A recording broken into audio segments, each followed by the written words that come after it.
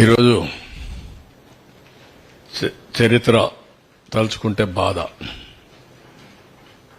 చేసిన కష్టం టోటల్గా వృధా అయ్యే పరిస్థితి వచ్చింది. అది చూసినప్పుడు అట్లనే మనస్సు ఏమాత్రం కూడా నిగ్రహం చేసుకోలేని పరిస్థితి వస్తుంది.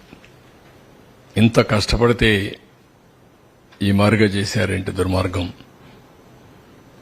అంటే జాతి ద్రోహం. ఇది నాకు కాదు, నేను నిమిత్త మాత్రుడిని, ప్రభుత్వం నిమిత్త మాత్రం.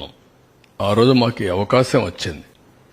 వచ్చిన అవకాశాన్ని సద్వినియోగం చేసి తద్వారా మళ్లీ ప్రజలు నిలదొక్కోవాలి, రాష్ట్రం నిలబడాలి అనే ఉద్దేశంతో ముందుకు పోయాం. 10 ఏళ్లు